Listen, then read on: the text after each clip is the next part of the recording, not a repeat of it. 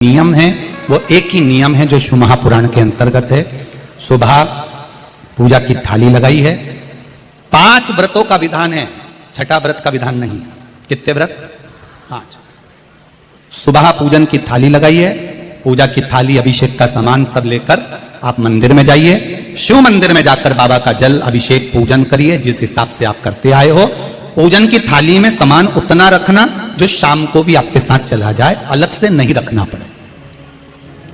अलग से केवल शाम को दिए रखो, जल रख लो थोड़ा सा, और बाकी का जो मिष्ठान आप तैयार करोगे बस वो, बाकी का चंदन नबीर गुलाल ये सब सुबह की थाली का रखिए, थोड़ा फल जो भी रख लो। सुबह पूजन करो, बाबा का निवेदन करो, घर आ जाओ, थाली को ढक कर रख दीजिए। शाम को जब जाओ कोई प्रसाद उतना ही बनाओ जितना भगवान के लिए बना रही हो।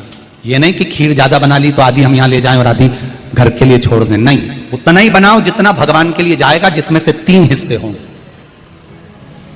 एक पात्र में भरकर ले जाओ, दोने ले जाओ, कटोरी ले जाओ, प्लेट ले जाओ, जो तुम्हारी मर्जी पड़े, कागज ले जाओ, जो तुम्हारा मन पड़े वो ले जाओ।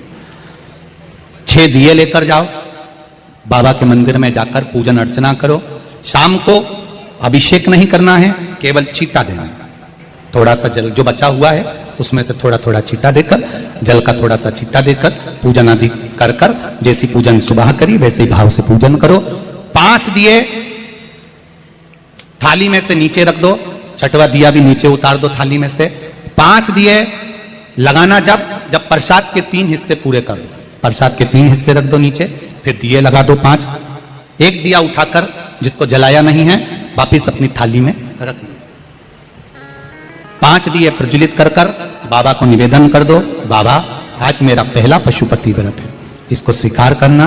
दिल से बाबा इस कार्य के लिए मैंने करा है, इसको स्वीकार कर लेना। बहुत सुना बाबा पशुपति व्रत में कर रही हूं, मैं भी पूर्व में ना जाने कितनी योनियां ली होंगी, कौन सा मैंने बेकार कर्म करा होगा जो आज मुझे दुख भोगना पड़ रहा है। इस दुख को आप मिटा सकते हो क्योंकि आपका नाम पशुपति नाथ है। आप इसको मिटाइए, विनय करो, बाबा से विनती करो। एक दिया, एक प्रसाद का हिस्सा थाली में लेकर आ जाओ, बाबा को निवेदन कर कर, बाकी का वहां छोड़कर एक दिया, एक प्रसाद का हिस्सा लेकर आ जाए। एक दिया, एक प्रसाद का हिस्सा लाए, घर के अंदर प्रवेश करते समय सीधे हाथ की ओर बैठकर अपने घर की ओर मुख कर कर सीधे हाथ की ओर उस दिए को घर के बाहर प्रज्वलित कर दो।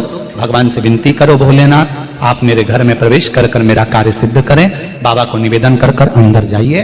भोजन करने से पहले जो मीठा है, एक हिस्सा प्रसाद का है, उसको खा लीजिए। उस हिस्से में से किसी को नहीं देना, चाहे घर में बच्चे हों चाहे बड़े हों। उस प्रसाद का हिस्सा केवल तुमको खाना।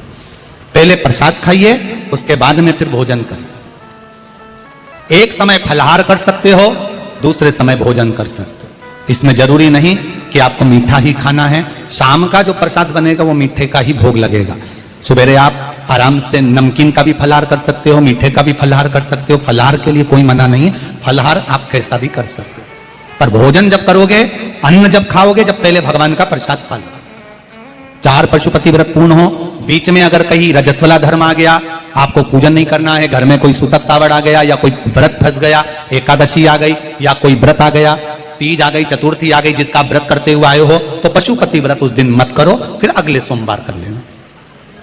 3 हो गए, एक रह गया बीच का, उसको अगले में करो, वो चौथे में गिनती में आ जाएगा। 5वां छूट गया, कोई बात नहीं, 1 महीने बाद तो होगा, 8 दिन बाद तो होगा, 15 दिन बाद तो होगा, फिर उसको गिन लो, 5वां हो गया। महाराज ऐसे 5वां व्रत जब आए, 5वें व्रत के दिन शाम को जब पूजन करने जाओ, एक श्रीफल, कुछ रुपए, 11 रुपए आदि जो भी है, नारियल पर रखकर बाबा को विनय कर कर, बाबा आज मेरा पशुपति व्रत पूर्ण हो रहा है, आपकी कृपा हो, मेरी झोली भरना बाबा, विनती करो।